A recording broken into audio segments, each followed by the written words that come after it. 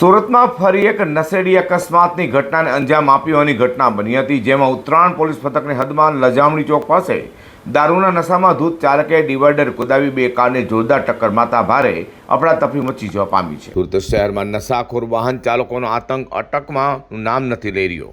સુરત શહેરમાં ગત મોડી રાત્રે એક ભયાનક અકસ્માતની ઘટના સામે આવી છે, જેમાં દારૂના નશામાં ધૂત એક કાર ચાલકે લજામણી 4 રસ્તા પાસે સનરાઈઝ કોમ્પ્લેક્સની પાછળ જાહેર રોડ પર પોતાની કાર બેફામ હંકારી ભારે ધમાકો કર્યો હતો।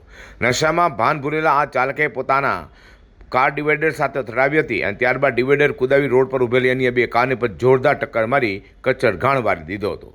આ લજામણી 4 રસ્તા પાસે સનરાઈઝ કોમ્પ્લેક્સ પાછળ દારૂના નશામાં ધૂત કાર ચાલક સાગર જયંતિ તાળાએ બેફામ રીતે કાર હંકારી ભયાનક અકસ્માત સર્જ્યો હતો। આરોપીએ ડિવાઈડર કુદાવી બંધ પડેલી આગળ ઉભેલી બે કારને જોરદાર ટક્કર મારતા બંને કારનો કચ્છરઘાણ નીકળી ગયો હતો।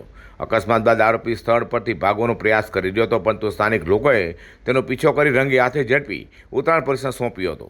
તપાસ દરમિયાન કારમાંથી કાચના ગ્લાસ પણ મળી આવ્યા હતા, જે દર્શાવે છે કે ચાલક કારમાં જ મહેફિલ માંડી રહ્યો હતો। જોકે સમગ્ર ઘટનામાં સદનસીબે કોઈ જાનહાની થઈ નથી, પરંતુ વાહનોને ભારે નુકસાન પહોંચ્યું છે। હાલ ઉત્તરાયણ પોલીસે આરોપી સાગર તાળા સામે ગુનો નોંધી તેની વિરુદ્ધ કાયદેસરની કાર્યવાહી ધરી છે।